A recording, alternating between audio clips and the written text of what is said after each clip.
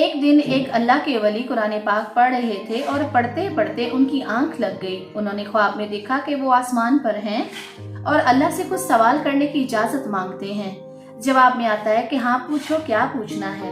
تو وہ اللہ کے ولی پوچھتے ہیں کہ انسان کا نصیب اس کے پیدا ہونے سے پہلے لکھ دیتے ہیں آپ، کیا یہ سچ ہے؟ اللہ کہتے ہیں ہاں یہ سچ ہے۔ پھر بھی وہ اللہ کے ولی پوچھتے ہیں کہ میں ایک اور سوال آپ سے کرنا چاہتا ہوں، کیا آپ مجھے میرا نصیب دکھا سکتے ہیں؟ اللہ کہتا ہے یہ ممکن نہیں ہے کیونکہ یہ انسان سے پوشیدہ رکھا گیا ہے، لیکن تم میری عبادت کرنے والے ہو اس لیے میں تمہیں تمہارا نصیب دکھاتا ہوں۔ اور ان کو چلنے کا حکم دیا گیا۔ وہ چلتے چلتے ایک بہت بڑے کمرے میں آ گئے جہاں چاروں طرف بہت سی کتابیں پڑی تھی، اور اللہ کے ولی نے کہا یہ تو بہت بڑا کمرہ ہے اور چاروں طرف کتابیں پڑی ہیں۔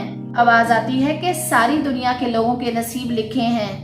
اللہ کے ولی کہتے ہیں کہ مجھے ایک انسان ہے جس کا نصیب دیکھنے کا بہت شوق ہے اور وہ ہے میرے پڑوسی۔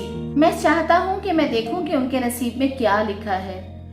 تو ان کے سامنے ایک کتاب رکھ دی گئی۔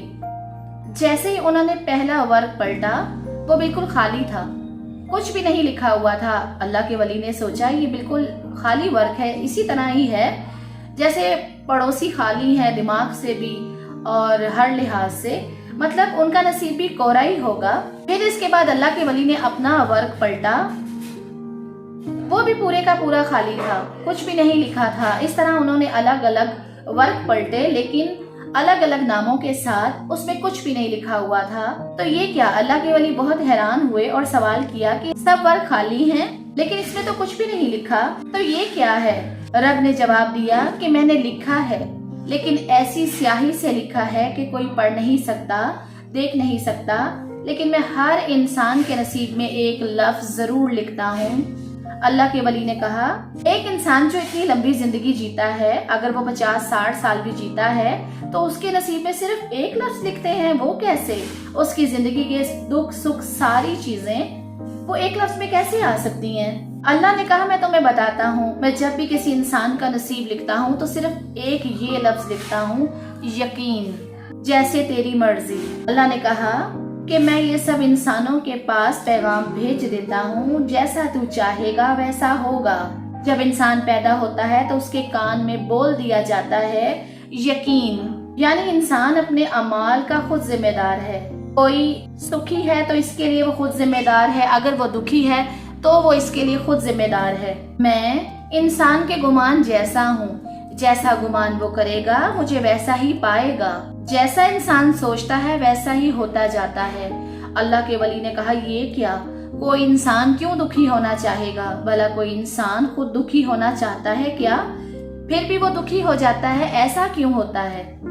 اللہ نے جواب دیا اس کے کرم اور سوچ کے بیج اس کے اعمال بنتے ہیں، اور اس کے اعمال اس کی عادت بنتے ہیں، اور عادت اس کا نصیب بن جاتی ہے۔ تو اللہ کے ولی نے سوال کیا کہ دکھ کیسے ڈھونڈتا ہے انسان؟ اللہ نے جواب دیا کہ دکھ کے بیج انسان بہت پہلے بوتا ہے اور جو فصل ہے وہ بعد میں کاٹتا ہے۔ آپ نے جو 5 سال پہلے سوچا ہے اس کا پھل آپ کو فوراً ملے، یہ کبھی نہیں ہو سکتا۔ آپ کی جو سوچ کا پھل ہے وہ آپ کو کافی دنوں کے بعد ملتا ہے۔ اس لیے انسان سوچ، کرم اور نصیب کے درمیان جو ہم آہنگی ہے اس کو سمجھ نہیں پاتا۔